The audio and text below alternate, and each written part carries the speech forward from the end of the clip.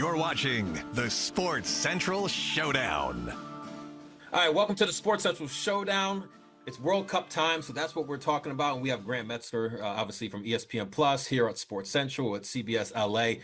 But Kara Lang Romero is in the house. I mean, someone who can say she played in the World Cup. Also, she's one of our soccer analysts here on Sports Central. So let's debate this fun topic right now.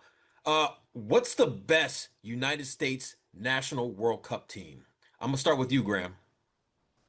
Oh, it's such a perfect topic. I'm definitely sick with the World Cup fever. I don't know about you two, but it makes me think about when soccer was not so popular here in the US, and that's why I say the 1994 US men's national team at the World Cup. The last time they hosted the World Cup is the best ever US men's soccer team. Let's take a step back to 1994. The US team had not advanced to the round of 16 in 60 years. In 1990, they were one of the worst teams in the tournament in Italy. And a big difference between this US soccer team and all the ones that followed it is the lack of support that this team had. The current US men's team has been together. This core group has really been together since they missed the World Cup in 2018. In 1994, there were two separate factions of the U.S. team training separate from one another. The college players who weren't even signed to a team yet, and the few European players. Today, the USA team, they can pick any world-class state-of-the-art facility to train at before the World Cup. Back in 1994, this squad was moving from apartment to apartment in Orange County because their booster club fell through. I mean, can you even imagine U.S. soccer running out of money today? But most importantly to me, this U.S. men's national team in 94 set the tone that U.S. teams still play with today. We're going to show you we belong. We're going to show you that we do it this way. Gritty, physical, upset-minded, we call it soccer. That's where this really came from. So many iconic moments. When you think about great teams, they got to have iconic moments and iconic players. How about the upset in front of 93,000 loud here at the Rose Bowl, taking out Colombia? Eric Wijnaldum's free kick against the Swiss, still the greatest U.S. soccer goal to this day, in my opinion. You had the head coach Bora playing Queen and Van Halen and Tina Turner to hype up the team, those sweet denim jerseys. For me, that is quintessential U.S. men's soccer, the best team that they've put together so far. All right. Well, Graham took up all the time. Now I'm joking with you. But one thing about Kara, she had active listening skills. She was listening to everything you're saying. So now I'm just very curious on who do you think is the best U.S. World Cup team? Yeah, well, first of all, I'm just going to have to say that I completely disagree with Graham because the results just do not support it. The 1994 team is not the best team in U.S. men's national team history. It's the 2002 team. The U.S. team reached the round of 16 in 1994. The 2002 team reached the quarterfinals, which to this day is the best modern era World Cup finish for a U.S. men's national team. So if best means achievement on the field, 2002 is clearly the team with the edge. Plus, the 1994 team had the benefit of being the hosts. And we know host nations have a huge advantage. Every game was played in the U.S. in 1994. No travel across continents, familiar environments, home field advantage, very pro-American crowds as they moved on throughout their tournament. And that 2002 team made it farther in the World Cup on the other side of the world with far less support.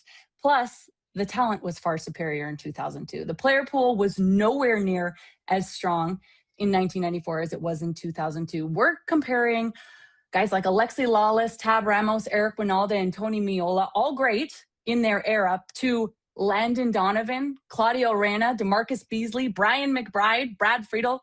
I mean, come on. There really is no comparison. The 94 team was a very good team for its era, but it didn't have any elite international stars. Most of the roster played domestically. Graham talked about it. They played on either tier 2 US teams or in smaller European leagues. And many of them played for what we call unattached FC, meaning they had no club team at all, to the point where US Soccer Federation actually had to sign them directly. And they lived and they trained in California, which, yes, great story. It's like the stuff of lore at this point, but the U.S. was still years away from consistently producing players for top clubs. The 2002 team had legit high-level international players. Claudio Reyna was starting in Europe and becoming one of the most respected American midfielders of all time. Brad Friedel was one of the best goalkeepers in the Premier League, and he still holds the record for the most consecutive appearances in the Premier League at 310. Landon Donovan, okay, this says it all. Landon Donovan won Young Player of the Year at that World Cup. Brian McBride was becoming a Premier League striker. DeMarcus Beasley would go on to play in multiple World Cups after that and the Champions League. Talent for talent, the 2002 generation was better. Whoo! All right, Kara, bringing it. This is why we have the Sports Central Showdown, because both of you guys are bringing the fire. I love it. Graham, I will give you the opportunity. Do you have a response to that, or do you want me to move on? Oh, no. We're not going anywhere, Darren. We got a few things we got to touch on. Kara, you say that the U.S. in 1994 was supported by them home crowds. That was a benefit to them.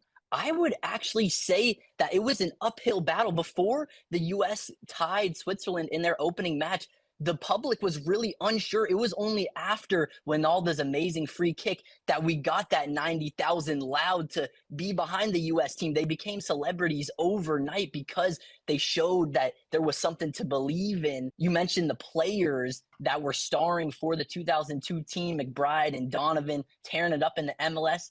They would never have that outlet if not for the groundwork that 1994 team laid to set up MLS. Yes, they picked up fans as they went along. But when we're going to talk about opponents in the tournament from 1994 to 2002, 2002 team beat better opponents. They defeated Portugal, one of the tournament favorites, beat Mexico in the knockout round, and they took Germany to the brink in the quarterfinals. And some might argue, if we can think back to that game against Germany, that the U.S. team deserved to win that game because of the handball that Torsten Frings cleared. Greg Berhalter's would have been tying goal off the line. Very controversial call, but can you imagine had that call been made and had the goal been allowed or had it become a P kick, the U.S. could have potentially tied that game. Who knows? Maybe they could have won that game. They were that close to a semi-final. That is a more impressive body of work than beating Colombia and advancing from the group. All right, bro. I love the fire you guys are bringing. Now I'm just really curious because you guys had this debate on who's the best U.S. team. But now let's look at this year's U.S. team. Like, do they have a chance of becoming maybe one of the best? What do you guys think? I'll start with you, Graham. I was a little bit critical of the this edition of the U.S. team last time we talked World Cup action, Darren, and they certainly have looked good to start the tournament. I think I want to pump the brakes a little bit. I'm very curious to see where they end up in their group, who they get drawn against, because as we've talked about throughout this episode, Kara, that is how much defines where your team's success comes from. You know, the 1994 U.S. team came up against the eventual champions, Brazil, and went 1-0 against them, even after having a red card on their team, a really gritty performance against one of the top competitors. So I think it's the excitement. I love it. I'm soaking in it, but it's just a touch too soon. I've got a little bit of PTSD from past failures. What about you, Kara? I mean, they started off with a bang in their first match.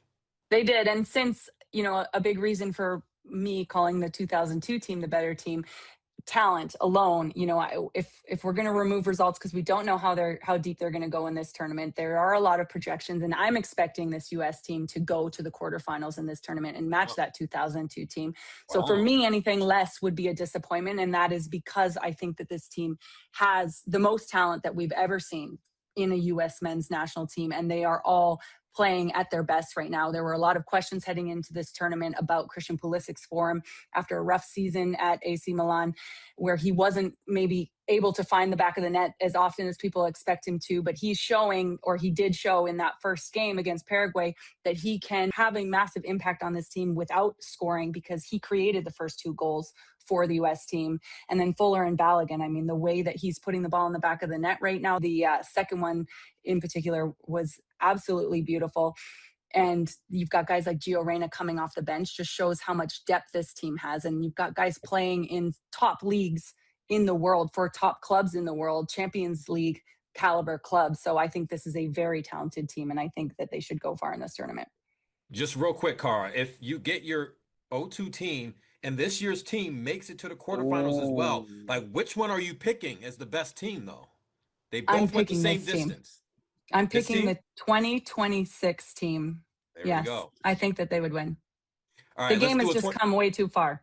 All right, let's do a 24-second clock, and you have 24 seconds to basically give your last point on who is or which team was the best U.S. team in the World Cup. And Graham, you have 24 seconds, man. Clock is going. Go. I can't help but see a lot of similarities between the 1994 team and this year's team. A foreign coach that comes in and maybe rubs a few people the wrong way, getting your training started in Orange County. We got to have that local tie. But I think you got to respect the OGs, the ones that had to lay the groundwork where there wasn't the support before and were still able to reach heights that the U.S. team today are still looking up to.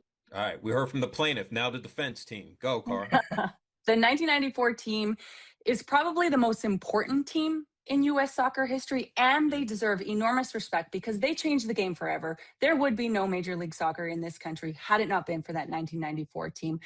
But the best, that's the 2002. They went further. They beat Portugal. They beat Mexico, nearly reached a World Cup semifinal in a very controversial game against Germany. Legacy belongs to 94.